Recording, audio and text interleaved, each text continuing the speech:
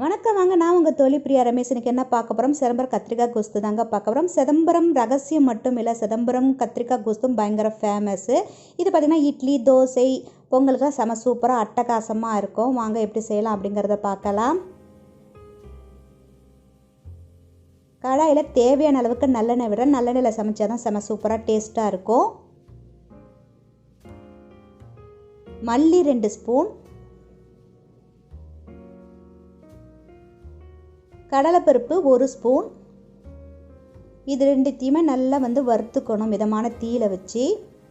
இதோட வாசனையை பொறுத்து தான் அந்த மசாலாவோட டேஸ்ட்டே இருக்குது. அதனால் மிதமான தீயில் வச்சு இது லைட்டாக வறுத்துக்குங்க.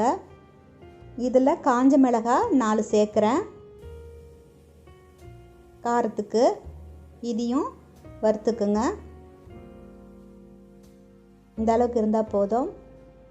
வேறொரு கடாயில் தேவையான அளவுக்கு நல்லெண்ணெய் சேர்க்குறேன். எல்லாமே நல்லெண்ணெயில் தான் சமைக்கணும். 20 சின்ன வெங்காயம் தோல்லாம் உரிச்சி இதில் சேர்க்குறேன். சின்ன வெங்காயம் சேர்த்து சமைக்கும் போது தான் செம சூப்பராக டேஸ்ட்டாக இருக்கும். பெரிய வெங்காயத்தில் அந்த அளவுக்கு டேஸ்ட்டு கொடுக்காது. அதனால் நீங்கள் சின்ன வெங்காயத்துலேயே இதை நல்லா வதக்கிங்க. இந்த எண்ணெயை விட்டு நல்லா வதக்கிக்கணும்.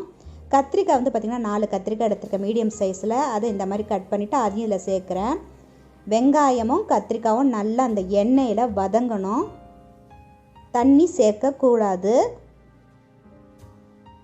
நல்லா அதை வதக்கிக்குங்க. இப்போ அது வேற ஒரு பாத்திரத்தில் மாற்றிட்டு அதே கடாயில் தேவையான அளவுக்கு நல்லெண்ணெய் திருப்பி சேர்க்குறேன். கடுகு உளுத்தம்பருப்புலாம் தாளிக்கிறதுக்காக. கடுகு 1 டீஸ்பூன்,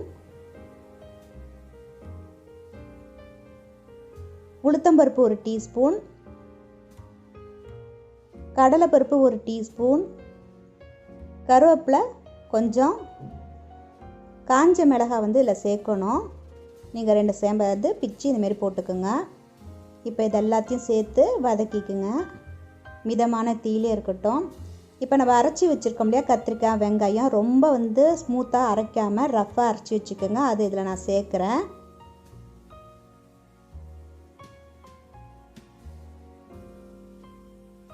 முதல்ல அரைச்சி வச்சுருந்தோம்ல பவுட்ரு, மசாலா பவுட்ரு, ட்ரை மசாலா, அந்த பவுட்ரு இப்போ சேர்க்குறேன். தேவையான அளவுக்கு உப்பு, நெல்லிக்காய் அளவுக்கு புளியும் 1/2 கப்பு தண்ணியும் இந்தமாரி ஜூஸ் ஆக்கி அதையும் இதில் சேர்த்துக்கிறேன் புளிப்புக்கு. இதுக்கு தக்காளிலாம் சேர்க்க தேவையில்லை.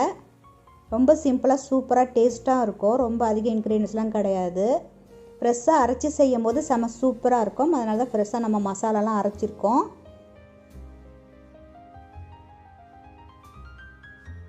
இதில் பார்த்திங்கன்னா 1 டீஸ்பூன் நான் பெருங்காயம் எடுத்திருக்கேன். கட்டி பெருங்காயத்தை போட்டுங்க. இல்லை தூளாக இருந்தால் தூள் பெருங்காயம் சுடு தண்ணியில் வச்சிங்கன்னா அதுமாரி மெல்ட் ஆகிடும். அதை இதில் சேர்த்துக்குங்க. கட்டி பெருங்காயம் சேர்க்கும்போது செம சூப்பராக டேஸ்ட்டாக இருக்கும். இதை தேவையான அளவுக்கு கொத்தமல்லியே சேர்த்துட்டேன். இப்போ கத்திரிக்காய் கோஸ்து ரெடி ஆகிடுச்சு. செஞ்சு பார்த்துட்டு உங்களோட கருத்துக்கெல்லாம் மறக்காமல் பதிவு பண்ணுங்கள். இது வரைக்கும் சேனலை சப்ஸ்கிரைப் பண்ணாதவங்க சப்ஸ்கிரைப் பண்ணி வச்சுங்க. பக்கத்தில் இருக்க பெல் ஐக்கானையும் ப்ரெஸ் பண்ணிங்க. உங்கள் ஃப்ரெண்ட்ஸ் ரிலேட்டிவ்க்கும் ஷேர் பண்ணுங்கள். நன்றி. மீண்டும் சந்திப்போம்.